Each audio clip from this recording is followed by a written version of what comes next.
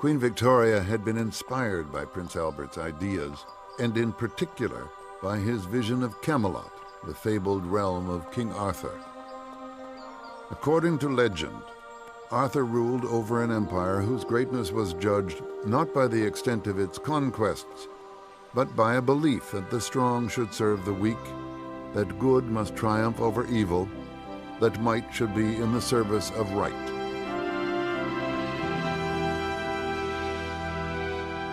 Albert hoped that these principles would be the guiding light for Victoria and for her people.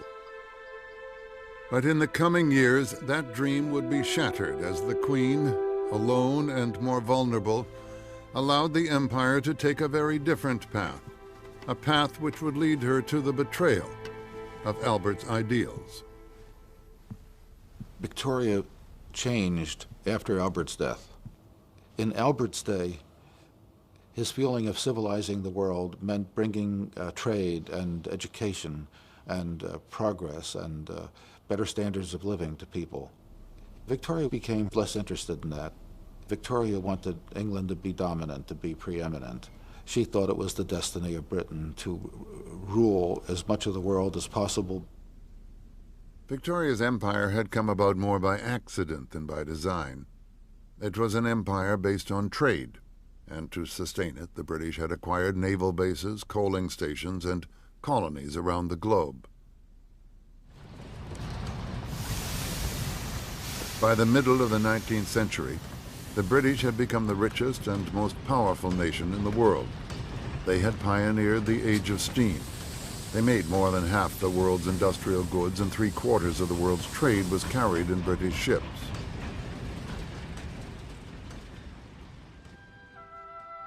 But despite this success, Victoria's cities were pits of poverty and deprivation. There was never enough housing. The services were appalling, overcrowding, really very, very poor conditions.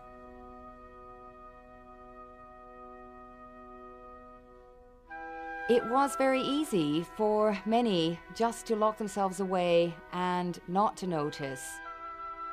Even in a great city like London, so many living in great houses could just shut their eyes to the huge disparities in wealth that industrialization was throwing up. Nonetheless, Victoria's subjects, rich and poor, were united in the belief that God had chosen them for a special mission, to export not just the product of their industry, but their ideas of government, law, and morality. Britain is a democracy, and the British people wish to know why their government is behaving a certain way. If it is acquiring more territory, if it is fighting wars, then they like to know the reason.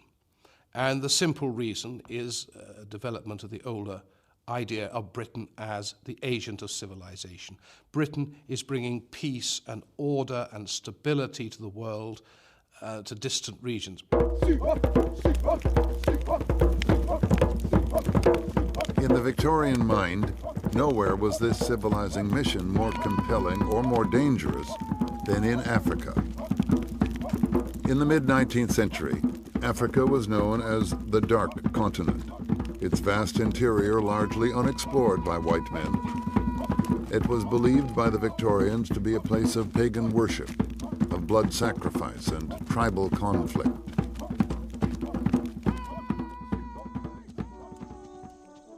Inspired by Albert's vision of Camelot, men and women of the London Missionary Society journeyed here on a crusade to win converts to the Christian God, resolute in the belief that they were civilizing the continent.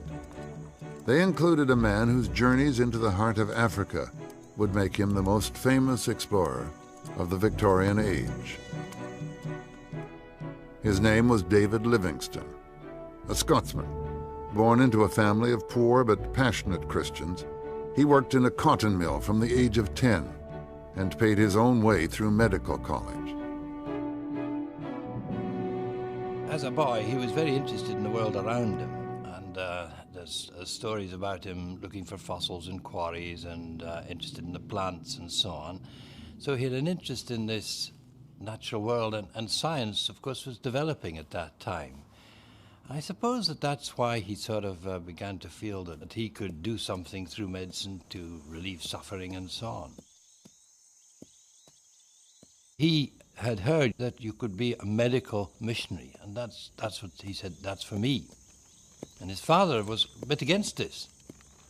He said, oh, doctors, they just look for their fees and so on. But he was fired with enthusiasm to take the gospel further. And working as a doctor and a missionary, he wasn't just going to deal with the spiritual side, he'd deal with the bodily side as well. When Livingstone began his travels, the main British possession in Africa was a mere toehold on the southern tip of this vast continent. The port of Cape Town was a staging post on the long sea route to India. British governments had no interest in the interior, which was believed to be just thousands of miles of arid scrubland. But as Livingstone traveled northward to the continent's great central plateau, he discovered a different Africa. The scenery changed dramatically from desert to grassland, with tall trees and exotic wildlife.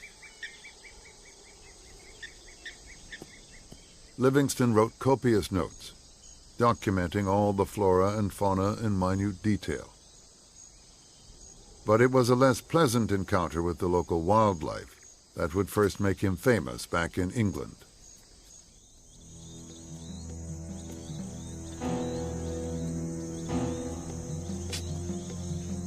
The doctor was working on an irrigation ditch when he was alerted that some lions were approaching the camp. He ran back to help his colleagues, but found himself the target of the lions' attack.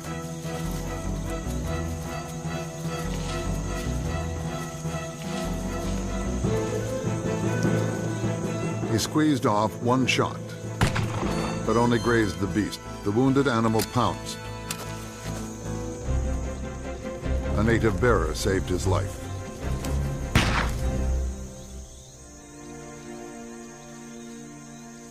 But Livingstone had been badly mauled and his arm was broken.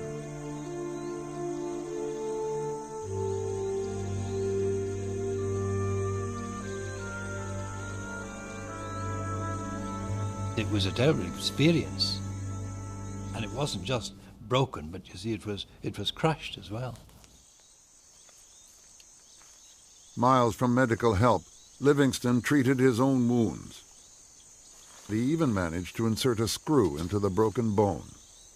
I presume he was putting sticks as splints around and tying it, and what he couldn't do, he would have somebody saying, hold this and tie there and whatnot. Very painful, and of course very difficult to get a good setting in that way. Weeks later, a fellow doctor inspected Livingstone's wound with astonishment.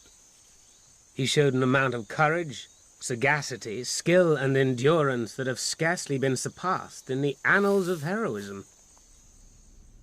Such stories, published by Livingstone and others, reached a wide audience in Europe and America. Readers were inspired not just with a sense of adventure, but with the feeling that they were joining the missionaries in an historic crusade. The missionaries see themselves as the pathfinders of civilization. They are like Livingstone, they can be explorers. The other value the missionaries have is that they are direct links between empire and the ordinary people.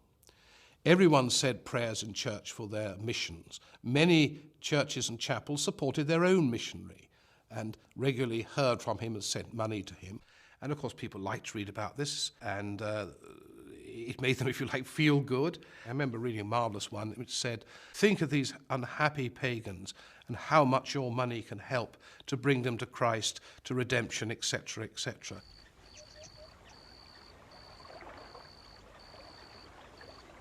Despite his growing fame, Livingstone had little success in Christianizing the Africans. His only recorded conversion was the baptism of a chief called Secheli. The trouble was, Chief Secheli had several wives, but he had to have only one wife if he was going to join the church. But he was a very sincere man. He put his other wives away, gave them presents and said, sorry, I'm taking this new religion. He became a Christian. And that, has been said, was Livingstone's only convert. And then it said, but he fell by the wayside because within a short time he took one of his wives back. When the chief lapsed, Livingstone was devastated, but he continued his quest to bring medicine and Christianity to Africa. He endured terrible hardships, heat, rain and mud, the constant fear of attack from animals or hostile tribes, of desertion by his own men, and of disease.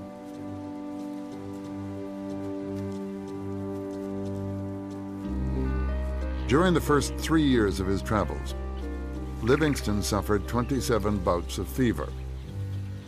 He struggled across rivers and through tropical forests with a racing heart, agonizing headaches, dizziness and diarrhea. He was driven by his Christian ideals and a nearly messianic self-belief. See, O Lord, how the heathen rise up against me as they did to thy Son. Should such a man as I flee? Nay, verily.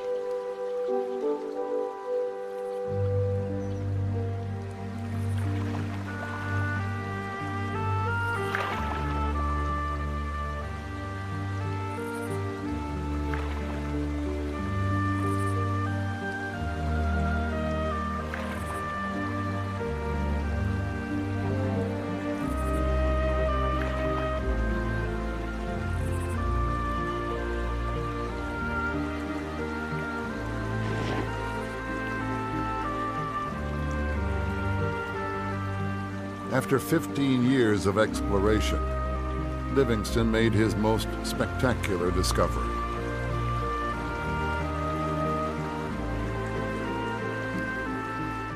They came down this great broad river which spreads out to, more than a mile wide there. And they came down and there's an island ahead and the water was flowing on either side, and he said that we're going to make this, or we're going to be swept to one side or the other.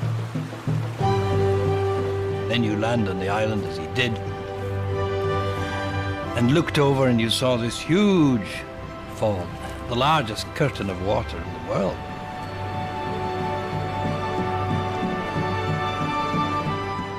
He felt this was a wonder of nature, a wonder of God's creation. He said, angels in their flight must have seen sights like this.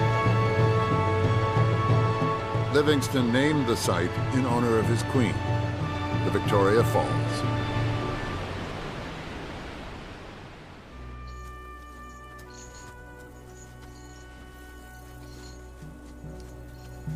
Livingstone continued northwards and came across a spectacle that was to change his entire mission. He was horrified to see chain gangs being driven to the coast bound for the slave markets of Arabia. The sights I have seen, though common incidents of the traffic, are so nauseous that I always strive to drive them from memory. But the slaving scenes come back unbidden and make me start up at dead of night, horrified by their vividness. Slavery had been banned throughout the British Empire in 1833, and the Royal Navy tried to intercept illegal slave runners bound for America. But the slave trade continued unchallenged in East Africa. Livingstone was determined that Britain must rid the continent of what he called the open sore of the world.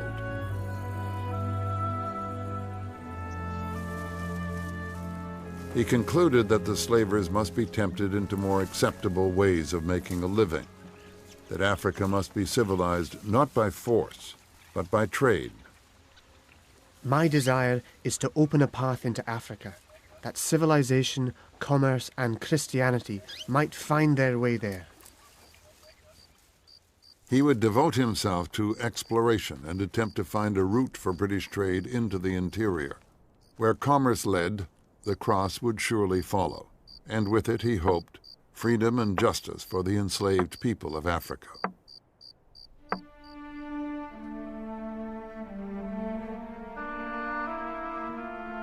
Livingstone appealed to the crusading spirit that thrived in Victoria's Britain. A spirit that was embodied in the new Houses of Parliament in the heart of the British capital. Prince Albert had spent the last 10 years of his life supervising the decoration of what he saw as a temple to civilized values: good government, law, and the Christian religion. At the heart of the building was the robing room, where the Queen would don the robes of sovereignty for the state opening of Parliament. Here, in all its glory, was Prince Albert's vision of Camelot. The paintings he commissioned would be a permanent reminder of the legend of King Arthur. These heroic figures were to be role models for soldiers and scientists, the explorers and missionaries who would spread British values around the globe. But how to spread this vision remained a hotly contested question. In the House of Commons, this question was fiercely debated by Parliament's elected members, led by two men whose views of Victoria's empire were diametrically opposed. On the one hand, the conservative Benjamin Disraeli, a passionate advocate of imperial power and glory. And on the other, his lifelong adversary, the liberal William Gladstone, who championed the moral vision of Prince Albert and David Livingstone. Gladstone was driven by a sense of high moral purpose and a heavy burden of guilt, in part because his own family had once made a fortune from slave labor. As the leader of the Liberal Party, Gladstone campaigned for the export of civilized values through commerce, not conquest. Gladstone feels that the empire is there, there's not much you can do about it. He doesn't want to add to it, and he believes that imperialism is a creed which can contaminate the British people, make them warlike, aggressive, whereas he thinks of a world in which there is universal peace. When he looks at imperialism, he says, is this godly? And he decides it isn't. He sees it as might somehow triumphing over right. And he's rather frightened if the British people get entranced with empire. They'll go gallivanting off, fighting wars here, there, and everywhere, will spend a lot of money, and cease to be a moral force in the world. This view was fiercely contested by his great rival, Benjamin Disraeli. Disraeli first moved into the Prime Minister's office in 1867, and for the next 15 years he and Gladstone would alternate in power. Disraeli believed in the expansion of the British Empire. He liked to claim that his ancestors had been rich Venetian merchants trading with the Orient, and this gave him a romantic enthusiasm for imperial adventures. Disraeli viewed the empire as an extraordinary asset. The empire made Britain a great power, a global power, and also enabled it to have plenty of muscle in Europe. And Disraeli, of course, likes the glamour of empire. He sees it bestowing prestige on the country. He eventually hopes that the white colonies will not follow the American course, but remain emotionally tied to Britain, particularly through the person of the Crown. But Victoria was still in deep mourning. Since the death of Prince Albert, she had lost interest in the empire and all other affairs of state. Victoria went into what I called purdah, I think because she felt incompetent to handle being a queen. Albert had done the work for her so long. Albert had done everything, thought out everything for her, arranged everything for her, that she did not feel she was up to it again. the Queen found some consolation with the Scotsman John Brown. She began writing about him a few months after Albert's death. I have an invaluable Highland servant who is my factotum here and takes the most wonderful care of me, combining the offices of groom, footman, page, and maid, I might almost say, as he is so handy about cloaks and shawls. He always leads my pony and always attends me out of doors. I think she also enjoyed his picking her up in his arms and putting her on her horse and taking her off her horse again. For the first time since Albert, she had a strong, brawny man who held her in his arms. And I think that's as far as the sexuality really went, but she enjoyed it. To the dismay of her family and government, the Queen and her Highland servant became inseparable.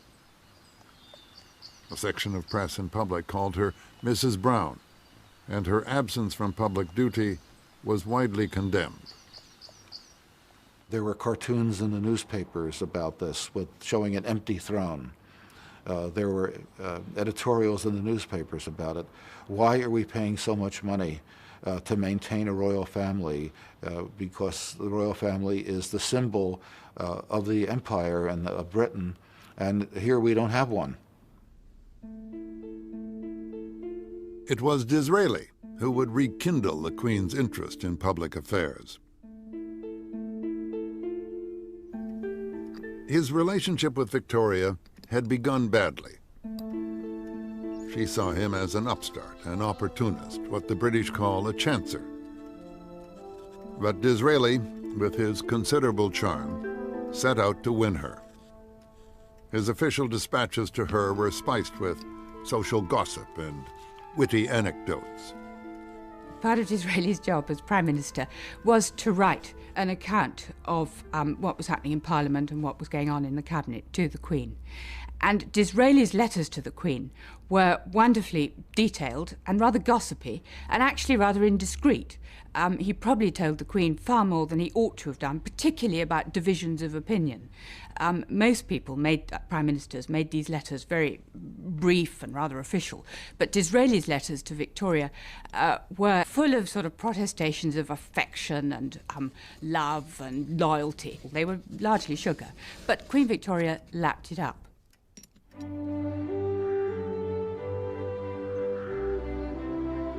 And for once, the Queen was amused.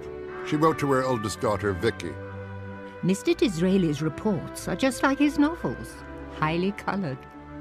She'd never had such letters in her life, she declared, and had never before known everything.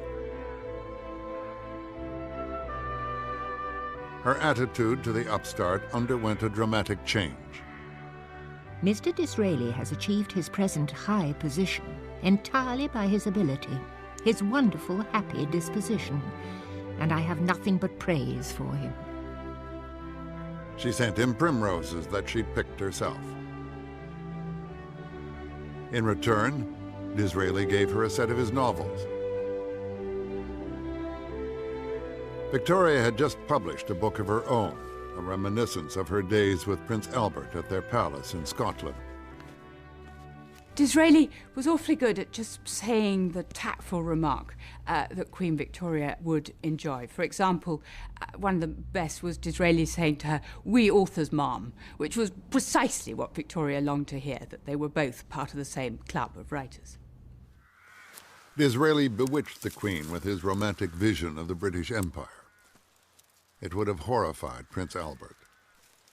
In the future, Victoria and Disraeli would form a powerful alliance for the imperial cause. But it would be some time before their partnership would bear fruit. Disraeli's first term as Prime Minister lasted less than a year. When he was voted out of office, the Queen had to send for the leader of the Liberals, Gladstone.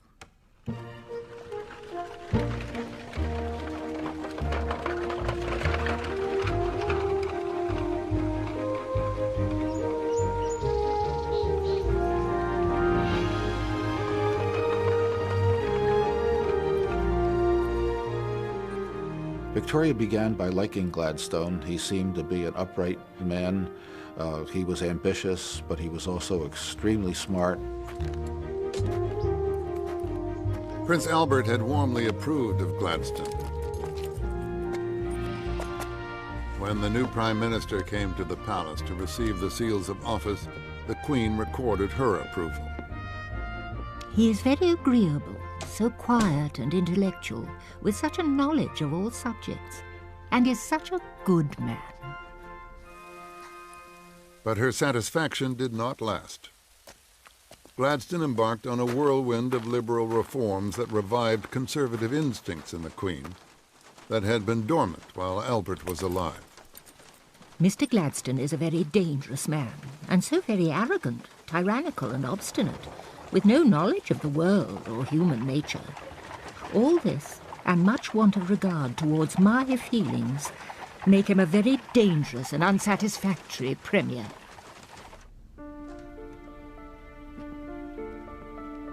She was not amused when he proposed that sailors might be permitted to grow beards, and she was horrified by moves towards female equality.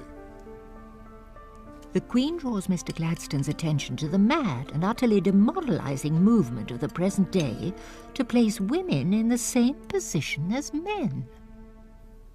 But it was Gladstone's private life that caused Victoria the most concern. Because of his fanatical religion, he felt everybody had to be converted to his ways of morality and ethics. He would go out in the streets at night, even when he was Prime Minister, and solicit prostitutes, take them back to their rooms, give them Bibles. He would give them money, and he would ask them to tread the straight and narrow ways. Victoria got to know this because her maids-in-waiting told her everything, and it repelled her. At one point, when Gladstone was to go up to visit Victoria at Balmoral, she sent him a letter telling him that when he arrived, it was to be with a new suit of clothes that he had never worn before. It was very clear that she wanted nothing of the degrading atmosphere of his involvement with these ladies of the evening. Gladstone was unconcerned by the Queen's personal disapproval of him, but he was appalled by the imperialist ideas she had picked up from Disraeli. His own more liberal views of Britain's role were confidently being put to the test in Africa.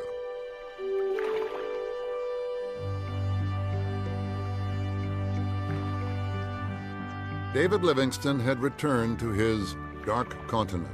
This time he had been sent on an official mission to find a trading route into the interior and to achieve his dream of combining commerce, civilization, and the Christian religion. To this end, he was provided with generous funds by the British government and accompanied by 6 British scientists and his wife Mary, herself a devoted missionary. Livingstone believed that the Zambezi River could become a great highway for British industrial goods.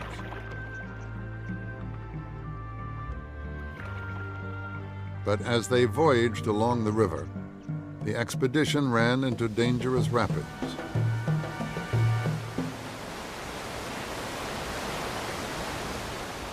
He believed that the Zambezi could be a trade route, this great river, which he'd seen at Victoria Falls. But when he travelled down it, he missed out 1 or 2 sections. He took shortcuts. That was a very reasonable thing to do. It saved a lot of time. But these shortcuts were quite impassable.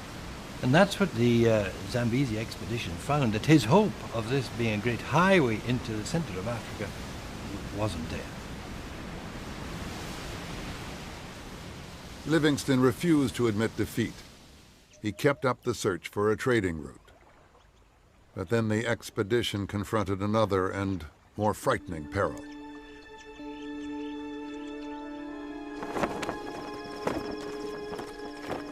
Despite repeated attacks of malaria, Livingstone had dismissed the danger of disease. I apprehend no great mortality among missionaries, men of education and prudence who can, if they will, adopt proper hygienic precautions. But this optimism was to lead to tragedy. Mary Livingston was one of the first to go down with a fever. On the 29th of April, 1862, Livingston wrote to his mother, "My beloved partner, whom I loved and treasured so much for 18 years, is with Jesus. She was a good wife, a good mother, and a good Christian. I feel greatly distressed and weep bitter tears." Livingston had paid a high price for his beliefs, and his grief would not end with the death of his wife. He had set out to civilize Africa through commerce. But back in England, popular enthusiasm for his exploits was generating a new hunger for conquest.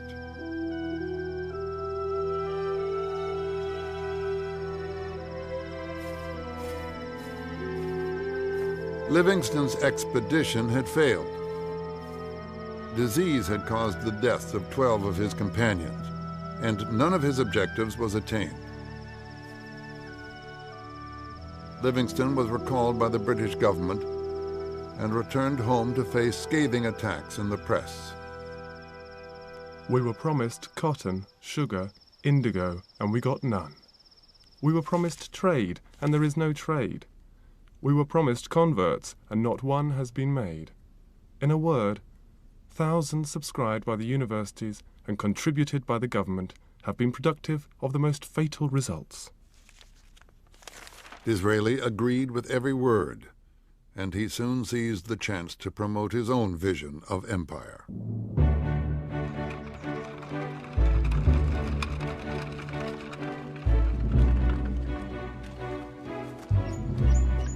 When he won the next election, the Queen greeted his victory with delight. I saw Mr. Disraeli at 2:45 today. He knelt down and kissed hands, saying, "I plight my troth to the kindest of mistresses." The silver-tongued charmer was back in office. As he had once confided to a friend, "You have heard me called a flatterer, and it is true. Everyone likes flattery, and when you come to royalty, you should lay it on with a trowel." Disraeli always loved the company of women, and he was very good at flattering women. And I think with Queen Victoria, he was able to see that she was lonely, and Disraeli was able to charm her and to flatter her. And I think very importantly, one of the things that Disraeli did was to encourage her to take a far more active role in public affairs. So the result of this was that basically he had Queen Victoria as an ally, particularly when he was Prime Minister. And this was absolutely crucial, I think, to the success of Disraeli's ministry, that the monarchy was behind it. Disraeli set out to increase Britain's prestige and expand Victoria's empire. And within a year of taking office, fate dealt him a brilliant opportunity. Just 5 years before, the Suez Canal had been carved through the Egyptian desert. It permitted ocean-going ships to pass between the Mediterranean and the Red Sea, linking Europe and the East. For Britain, it was the lifeline to her greatest imperial possession.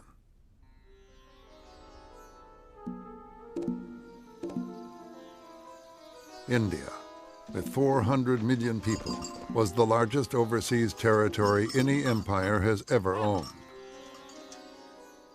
The Queen called it the most precious jewel in her crown, and Disraeli feared that a rival power would cut the new imperial artery. The Suez Canal was absolutely crucial to Britain's empire.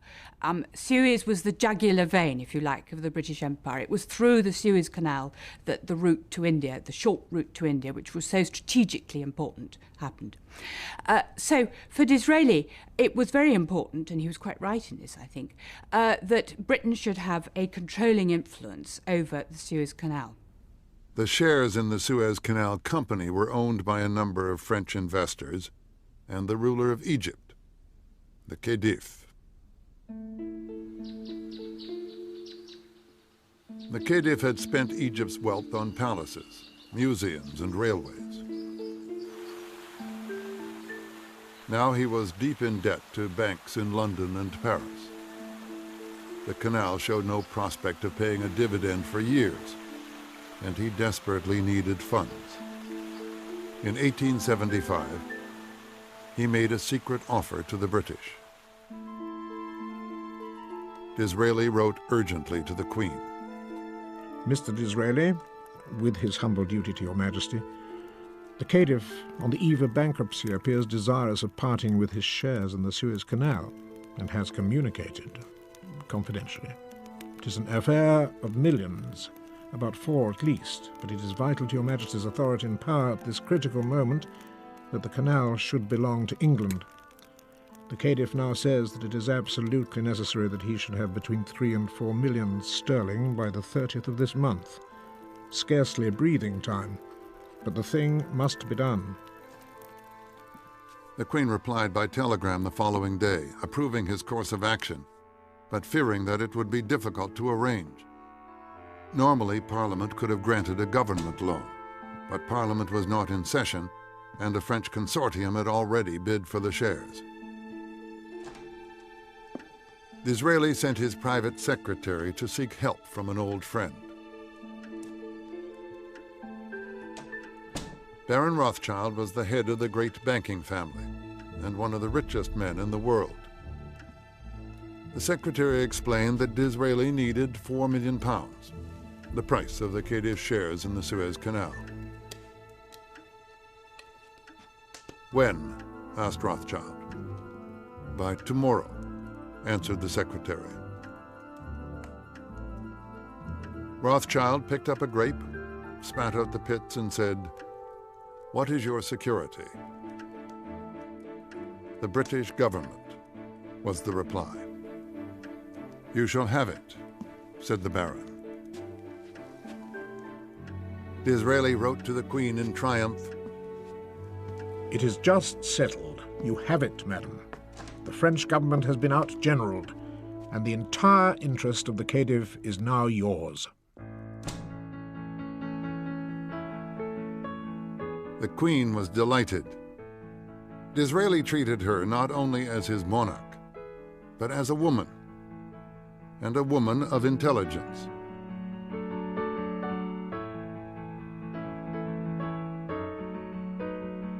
When the canal deal was done, she wrote in her journal, Complete security for India. An immense thing. Mr. Disraeli said that my support had been a great help. His mind is so much greater, and his apprehension of things great and small so much quicker than that of Mr. Gladstone. Gladstone was strongly opposed to the deal because he thought it would draw Britain into new imperial commitments. He was right. The Suez Canal was to drag the British deeper and deeper into the murky politics of the Middle East. The overlords of the entire region were the Turks, but many of their subject peoples were rising against them. Faced with rebellion on all sides, the Turks resorted to mass slaughter.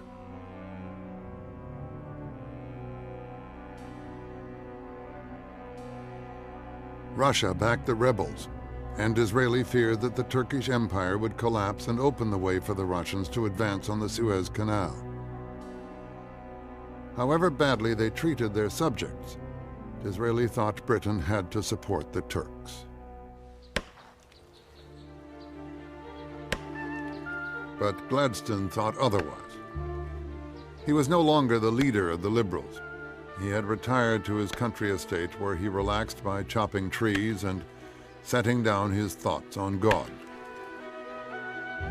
But he was appalled by stories of Turkish atrocities against their Christian subjects. He thought the corrupt and crumbling Turkish Empire should be brought to an end. He laid down his axe, and he took up his pen. There is not a cannibal in the South Sea Islands whose indignation would not arise and overboil at the recital of what has been done. Let the Turks now carry away their abuses in the only possible manner, namely by carrying off themselves. This thorough riddance, this most blessed deliverance, is the only reparation we can make to the memory of those heaps and heaps of dead, to the violated purity alike of matrons, maiden, and of child.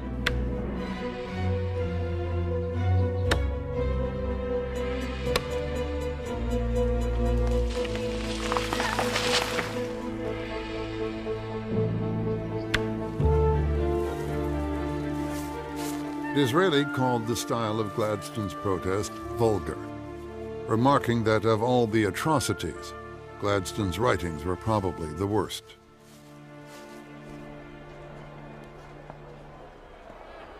But Gladstone had caught the public mood, and in the House of Commons, Disraeli was forced to choose his words with more care. Our duty at this critical moment is to maintain the Empire of England, nor will we agree to any step, though it may obtain for a moment comparative quiet and a false prosperity, that hazards the existence of empire. Disraeli backed his words with action.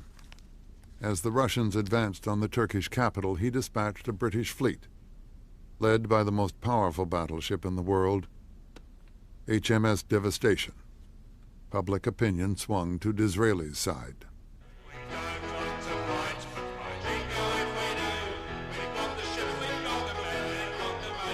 War fever spread through the pubs and music halls of Britain. The British may not have liked what the Turks were doing to their Christian subjects, but they shared Disraeli's determination to stop the Russians.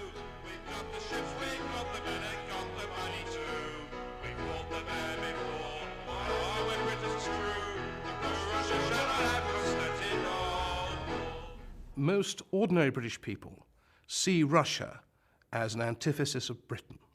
Here is Britain, progressive and enlightened. There is Russia, ignorant, backward, ruled by a despot, with most of its population in abject slavery as serfs.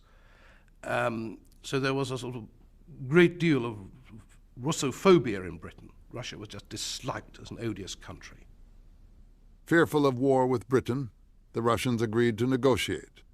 Disraeli set off to attend peace talks.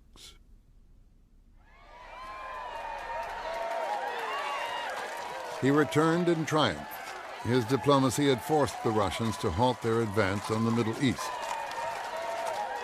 The lifeline to India was secured.